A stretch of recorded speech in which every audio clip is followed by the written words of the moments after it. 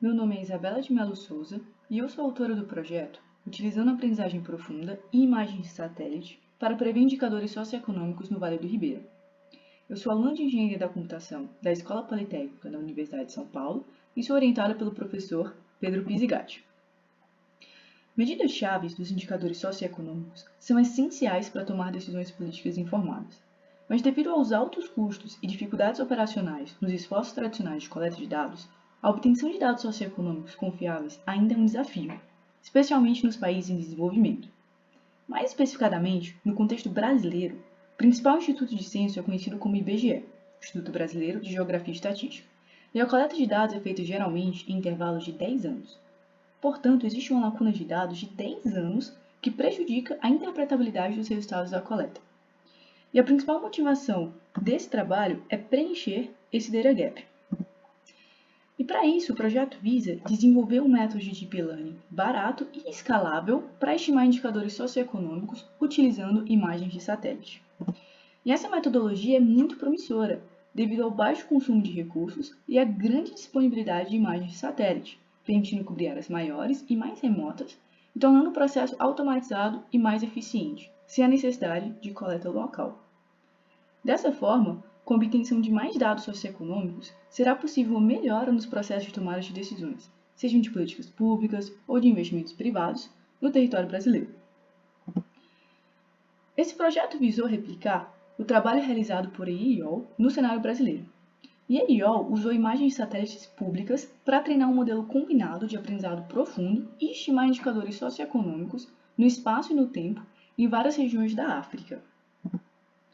E a região brasileira escolhida como estudo de caso para a replicação desse trabalho foi o Vale do Ribeira, devido à sua disponibilidade de dados e sua importância econômica e ecológica. Agora eu vou falar um pouco mais em detalhes sobre a metodologia utilizada no projeto. Então vou começar com a aquisição de dados.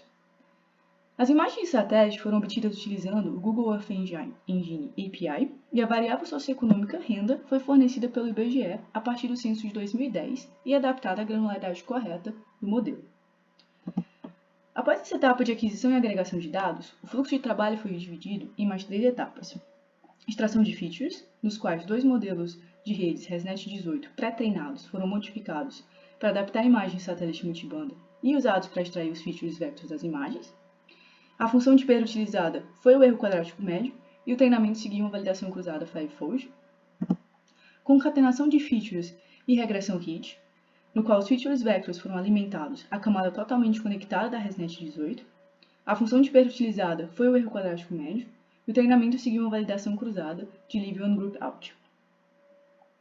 E por fim, uma análise de resultados, no qual foram calculadas métricas de desempenho, tais como coeficiente de determinação, e gráficos foram desenhados para melhores análises.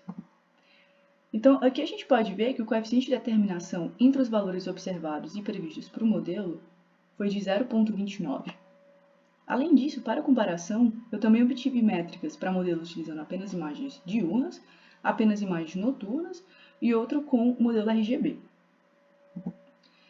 E como conclusão desses estudos, desses resultados, o modelo ele produz um baixo desempenho quando comparado com o de EIOL, que tenta replicar.